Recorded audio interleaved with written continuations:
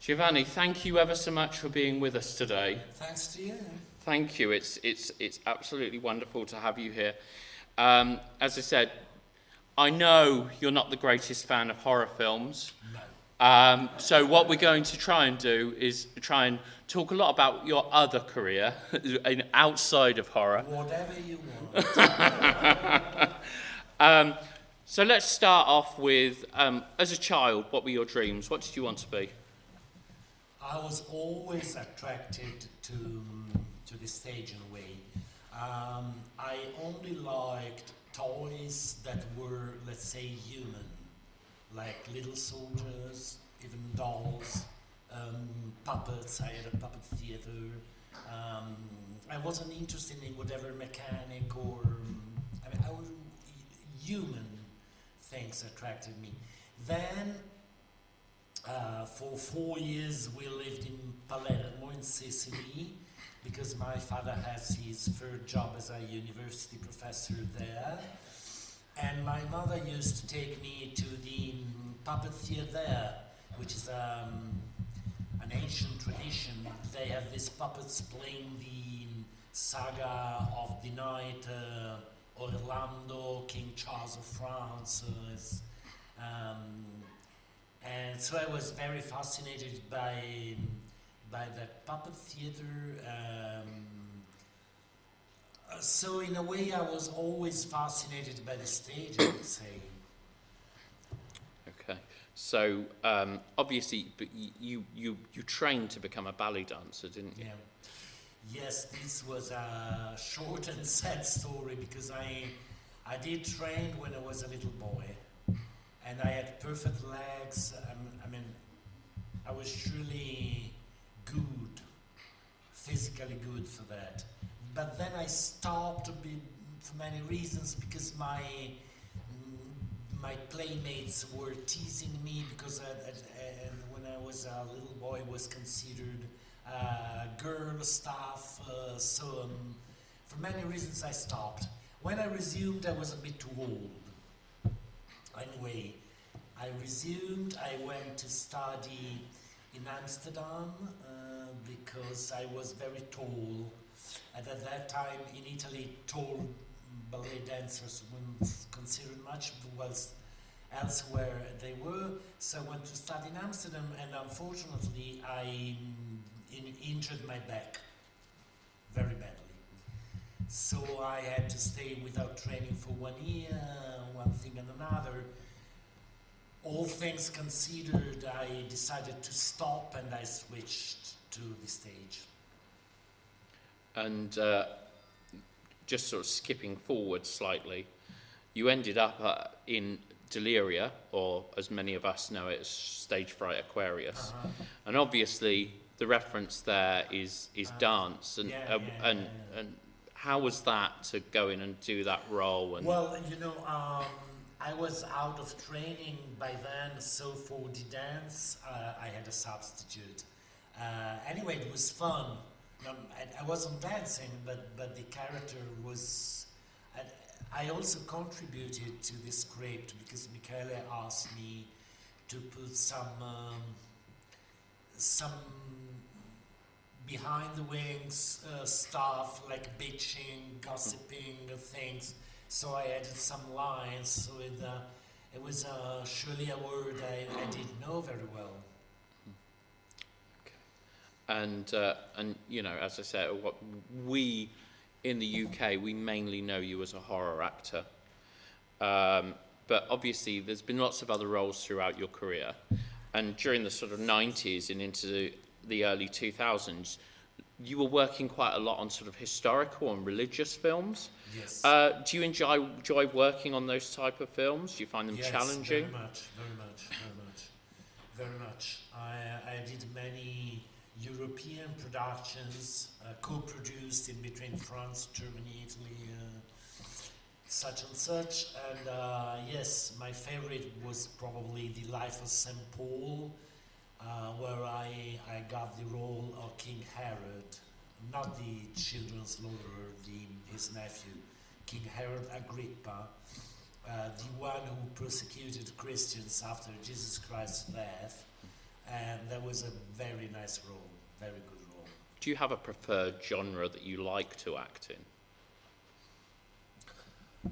Well, I love acting by itself. Of course, do you know, what I'm interested is my character. Mm. Aside the movie as a whole, or I always go for what's in. I go for money. That's for sure. First thing, I go for money. Second, what I work on is my character. So I'm happy if I like the character, even if I don't like the movie in itself. If the character is interesting, as insights, as shades, as acting material, I'm happy with whatever. And obviously, going back to that sort of historical and religious part of your career, and I know you've drifted in and out of that. Do you have an interest in religion? Well, yes, I do believe in God. I'm religious. My family was very divided on that, because on my mother's side they were strict Catholics. My grandfather was also very well known in Vatican, was a counselor to Pope Paul VI. So they were really Catholics. Whilst my father was a communist and an atheist. So my childhood has been a sort of split, because I used to spend a lot of time with my grandparents, but they were forbidden to take me to church or to talk religion or whatever. So after my mother's death, she died very young, and I was 14 at that time. After that, I went into religion. I got my first communion, and so on. Nowadays, I can't say I go to church or much. There's moments where I like to go to church, but I'm not, let's say, I'm not following the church, but I'm religious, yes. I do believe in Jesus Christ, most of all. I think it's a wonderful message he left us, and so what fascinates me is more the way of living, the good. We're trying to be good in this life. The life beyond, I don't know, it will be what it will be. That's not what fascinates me. Okay. And just as an actor, do you have a particular favourite genre of film that you like to watch? And then the other side of that is, has there ever been a sort of role that you think to yourself, I'd really love to play that role? I do like many different. I like period movies. I'm fond of costumes, so I like period movies. I like historical movies. I like biographies. I like ghost stories. I like good thrillers if they're good, but also at times comedies or many different things. And as for the stage, yes, there are roles I would have liked to play and couldn't, like Mercutio in Romeo and Juliet, but some of them I might I might do them because there's not an age problem. I'd like to be Shylock, and in movies, well, I would have liked to be the Dostoevsky's The Idiot, very much, Prince Mishkin. Excellent. And I know you always say this. You're such a blink and you miss it role, but obviously Gangs of New York came to Cinecittà to shoot, and you're in there for you're mentioned more than you're seen, aren't you? what was it like working on that set? Well, what happened was that in the original script, those actors playing Uncle Tom's Cabin had lines, so you could see a few moments of the staging of Uncle Tom's Cabin. Then Scorsese's found out that the movie was already too long as a script, so he decided to cut a few things, and he cut those lines. So they were just presences. At that point, my agent didn't want me to do it, but the money was the same, and it was very solid, good money. A week work, and then I was very intrigued by this reconstruction of 19th century New York they had done in Cinecittà Studios, and it was amazing, and I'd never seen such a thing in my life.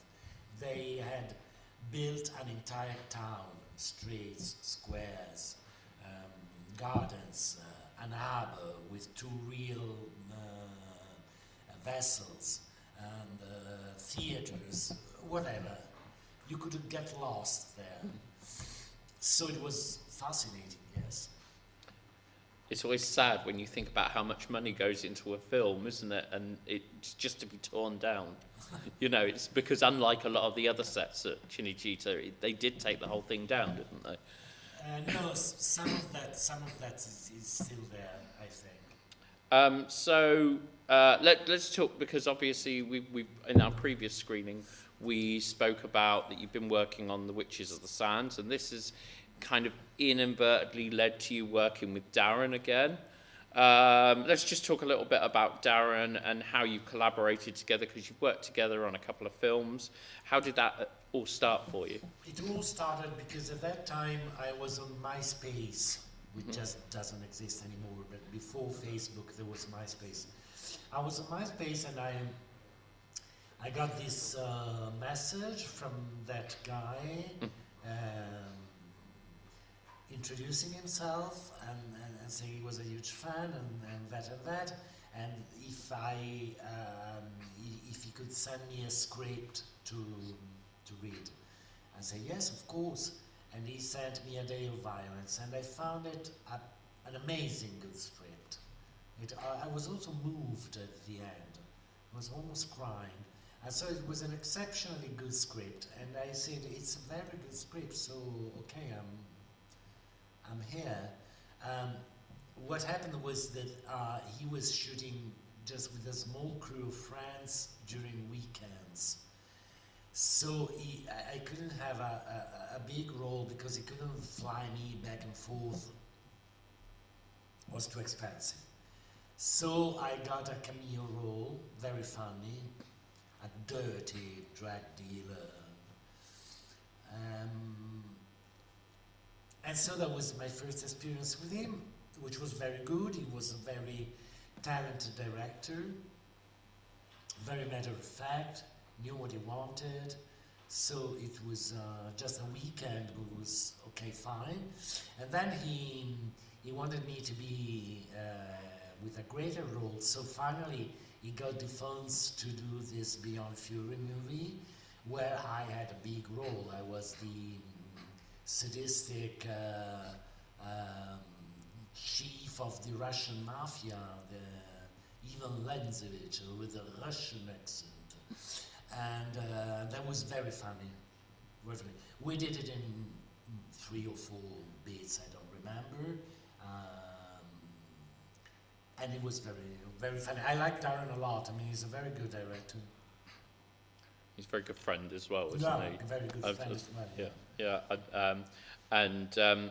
So I think I get that we all probably understand this story as to how it happened, but obviously when you first came into making films, you took to change to take the name John Morgan. Do you want to tell us a little bit about that? And then at what point in your career did you kill him off? No, the thing is that at that time, many producers wanted the movies to look American. So they were asking everybody, including the crew, to have a stage name, which could sign American. So I was asked to, and I didn't like the idea of having a total meaningless name. So I translated, of course, Giovanni with John. Then in my family, I was always called Johnny, so I was very familiar with it. So Giovanni became John. And I had two foreign grandmothers, one by the name of Morgan and the other one with the name of Harazim. And I decided to take Morgan because it was more stagey, reminded of Morgan the pirate. I don't know. So John Morgan it was. And at times I was John Morgan in the credits, at times I was with my real name. At times they did change from John Morgan to my real name when I got most famous with my stage work or so. The Morgan family was very pissed about that. My great uncle, my grandmother's brother, scolded me awfully when he found out that I was using the sacred, because the Morgan were a very famous family and so on and so on. And so he scolded me when he found out I was using the sacred family name for those shitty movies. So I tried to avoid using John Morgan, and nowadays I don't use it anymore. But at times, if they call me in interviews, if they call me John Morgan or whatever, I can't avoid it. And so one specific thing that I'd like to mention, and because I've always wondered how it happened, and the drill scene from City of the Living Dead, how exactly was that achieved? It was very simple. People keep asking that, but it wasn't that difficult at all. I had a patch attached here with a protection, and like a little bag filled with blood. And anyway, there was a small wire passing behind my ear, pumping blood. So the drill was entering here, pumping blood. Then, when the head was pierced both ways, of course it was the fake head, the prompt. And when I was in behind, on the other side there was a fake point with a stagehand turning it. So it wasn't. I had a lot of blood in my mouth, spitting it out. The most difficult thing was that the table was too low. And I could do the scene just because of my ballet training. I could arch my back a lot, so to be on the table. And the other thing was that Venantino didn't know the difference in for real and let's pretend. So he was hurting me. Unfortunately, as we're all aware, we lost Ruggero Deodato in December. Very sad. And he always, when I spoke to him, he always referred to you as a great ally. You worked together twice. Do you want to tell us a little bit about your experiences working with him? Well, my first movie was with him, so he was my first director. The movie was House at the Edge of the Park, and I liked him a lot. He was he had an incredible energy, Ruggero. Not only at that time, but even recently. I mean, I was with him at conventions. He was always bumping from here to there, talking, curious, wanting to know. An incredible energy. And on set, he was really like a storm. Screaming a lot, but in a nice way. I mean, also giving people surnames and joking. So yes, he was a screamy director, but not a nasty one.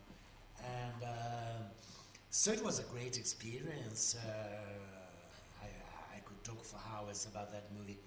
Then I was in just for one scene in Phantom of Death. What's the movie name? Yep. And there, the wonderful thing was acting with Michael York, because Michael York is not human. I met him in the morning on set. We had a nice chat. We had a coffee together. We talked about theater. He was doing theater in LA with Marsha Mason, and so we exchanged views on stage things. Then we got into the scene, and when we started, he was like a volcano. I mean, touching him was feeling like, I don't know, that sensation I never got anymore. It was electric, it was vibing, it was, and I was mesmerized. An incredible sensation. And going back to Ruggiero, I mean, the two of you were friends for a very long time. Yeah. Did you always see eye to eye? Did you always get on? Well, we met from time to time. Then we had this idea of making a sequel to House on the Edge of the Park. So we met a lot at that moment, writing the subject, the treatment, and it was very funny. Unfortunately, it didn't happen. And yes, and mostly he used to call me when he needed some translations. Because he didn't speak English. Got you. Yeah. So obviously, you know, we've spoken about House on the Edge of the Park, and then of course we should probably talk about working with David Hess. How did you get on with David? David was fantastic. I was very lucky to have him as my first partner, because he was really nice, sweet, helpful, giving me tips, supporting me. We had a great relationship, human relationship, and this shows in the movie, I think, the magic in between us. So he was like Ruggiero, he was full of life, so that's why they were colluding at times, because Ruggiero had a very short time, because we did the whole movie in 3 weeks. So it was running, and David was always saying, "Oh, Ruggiero, I had this fantastic idea. Why don't we do this? Why don't we change that?" And Ruggiero was busy. David, don't break my balls. I mean, and so, but they loved each other. And so it was a fantastic experience working with David. And then we met, we used to write to each other, to chat. Then we met at a convention in Glasgow with him, Katrina McCall, and me. We had a fantastic time. We had the most wonderful Q&A with the audience, because they kept asking the same question that was asked to us for decades, if there was homosexual hint in between Ricky and Alex. And so I said, yes, people, we can confess it now, because times have changed. We have been lovers ever since. And we are planning to get married in Barcelona. And at that point, they would say, who's going to be the bride? And say, you are going to be the bride. No, you are going to be the bride. So it was fantastic. Then he sang, because he was a singer, a musician, a reputed musician. So it was a very nice moment. He wrote songs for Elvis, didn't he? He wrote Speedy Gonzales. Yeah. Speedy Gonzales. Amazing. It was him. So, looking back at your career, I know you appreciate the horror side of your life, in the sense that it kept you working and it made you it launched your career. But thinking back on the films that you did, other than Cannibal Ferox, because we all know how you feel about that, do you like reflect differently about some, you know, is there anything in the films that you did that you just think, oh, I just wish I hadn't done that, or, you know, do you have any sort of any, you know, as you get older and you change, don't you, yes, through your life, you become more compassionate? Yes, at times I changed my mind because, for example, Cannibal Apocalypse. At that time, when I read the script, I said, this is the most incredible crap I've ever read. Because, I mean, the idea of the cannibalism being a virus, I mean, I bite you and you become a cannibal. But are we joking? So I thought it was preposterous. But later on, rewatching it for DVDs, interviews, and commenting and so on, I realized that it was metaphorical.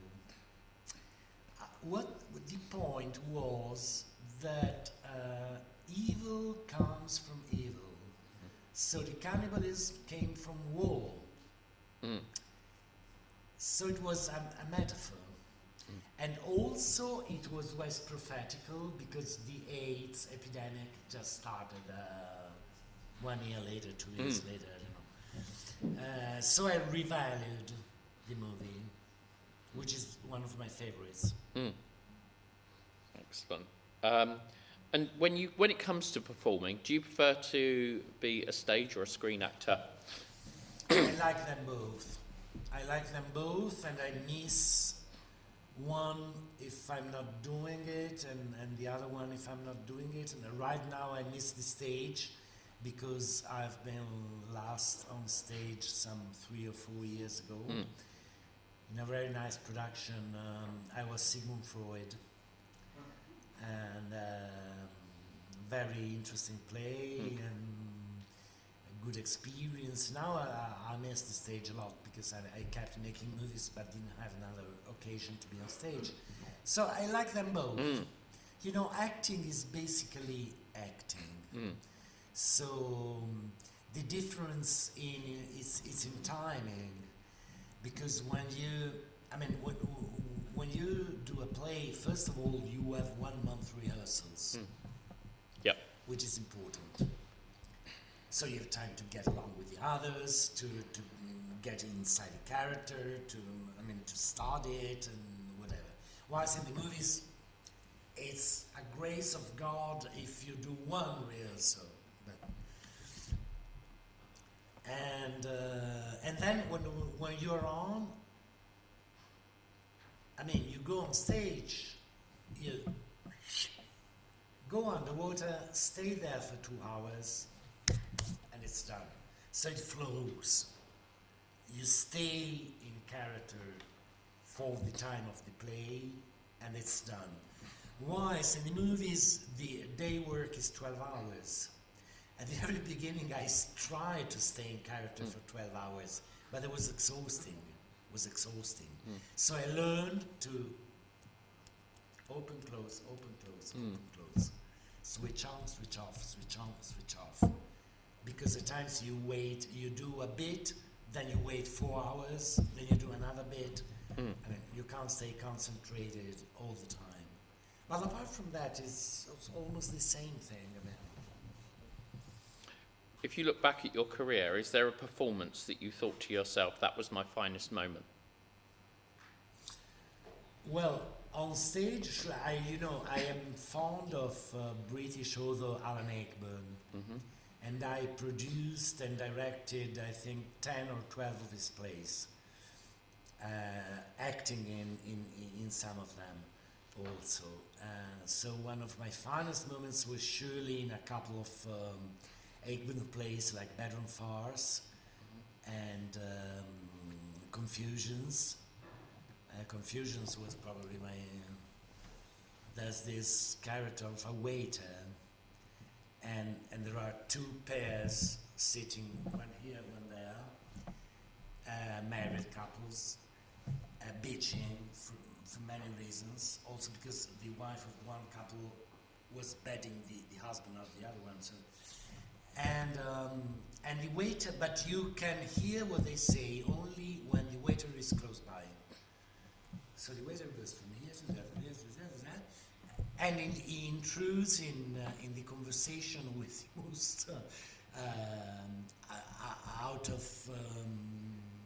how can I say, the most awkward commentaries, because he doesn't know what they were talking about. So yes, something. And it was very funny. It was very funny. Needed an incredible timing, like a ballet, and it was very nice. Excellent. Right, let's get some questions from the audience, and I can see one straight away just here. Hello again. So I have a question concerning City of the Living Dead. Concerning the soundtrack, do you like it, and have you ever met Fabio Frizzi? The soundtrack? Yes, to City of the Living Dead. Do you like it? Oh God, I can't remember. As a matter of fact, yes, I guess so. Was the Goblins? Who was the? Fabio Frizzi. Fabio Frizzi. Yes, but not particularly. I mean, on set, of course, we didn't have the soundtrack, and when watching the movie, yes, it was appropriate. And did you ever meet Fabio Frizzi? Was the second part? I did. Yes, I think I did. Another question at the front, John. Giovanni, I just wanted to ask you, because House on the Edge of the Park was actually not available in the UK for many, many years. I mean, it was available eventually in a cut version. When you were making the film, were you aware of some of those controversial scenes? Because they were quite, because at the time it was rejected originally by the censor in the UK. How did you react to those scenes being staged? Well, even when I thought the script was very good. I mean, I think it was a good thriller. I liked the ending, the twist at the ending.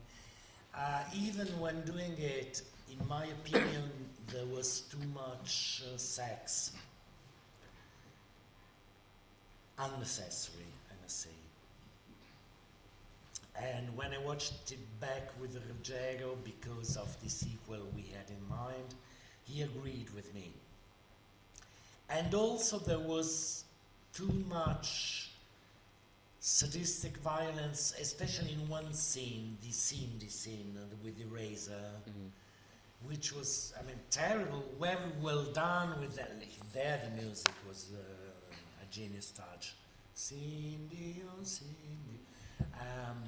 But it was too much, to insist, too much. But no, at that time, I mean, we know that for sure in Italy it would have been rated for not for minors, just from 18 years old.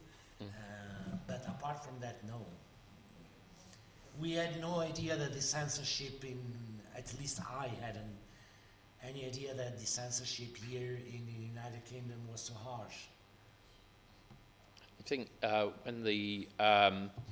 when they started outlawing certain films in the early 80s, I think when we were looking at this, you were in more films than any other actor in these banned films, with the exception, I think you were one in front of Cameron Mitchell. So I mean, if nothing else, isn't that quite a good, interesting accolade to have? Have we got any more questions out there? Oh, there you go.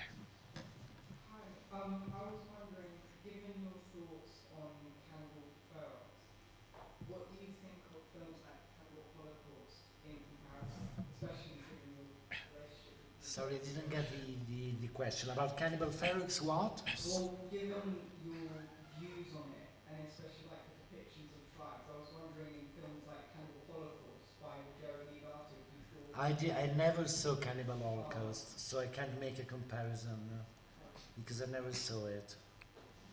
And do you mind me asking if you didn't see it as a result of being in Cannibal Ferox?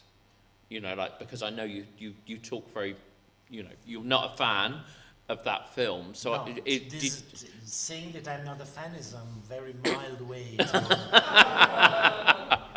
I puke on it, Yeah. if I may say. But is that the reason why you didn't see it? Is it just because that, you know, like that you're not a fan, you didn't like... No, I don't like gore, I don't like blood, and mostly I dislike animals being tortured. So that's why I never saw Cannibal Holocaust. Cannibal Ferox was a piece of shit. And people keep telling me, oh, you were great in that. No, I wasn't great, I was terrible. I was pulling faces all the time, screaming. But poor me, I mean, there was nothing I could grab on because it was a villain, full stop. So, no shades, no insights. I mean, Shakespeare wrote great roles for villains. Iago in Othello, you never really get to understand why he is so mean.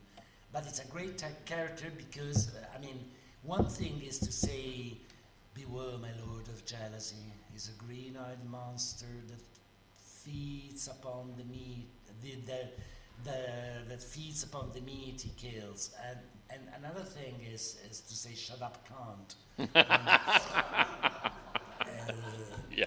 That Absolutely. makes the difference. Yeah. Have we got any other questions? Sorry for asking again about Cannibal Ferox, but 2 years ago in London I met Zora Kirova, who played in that film. I know that you don't have a good memory about your relationship with Umberto Lenzi, but with Zora Kirova, did you get along with her? Yes, I mean, she was nice. She was having a bad affair with Danilo Mattei, so they weren't much inside. When they weren't on set, they were in a bedroom fucking. So I can't really say. I can't really say that. I mean, I had nice conversations with both of them, and but yes, she was nice. I played a trick on her a few years back because there was a guy interviewing me for a DVD commentary, and he said he had interviewed Zora, and I said, do you have her telephone number? And he said, yes, I do. She married into money, so now she's a lady. And so I said, okay, let me call her. And so he called her and said, there's a person who wants to talk to you. Then I got on the phone and said, it's Mike Logan back from hell. Oh, well, then she realized, she laughed, we said a few things about our lives, and so it was nice. So let's have a round of applause for Giovanni.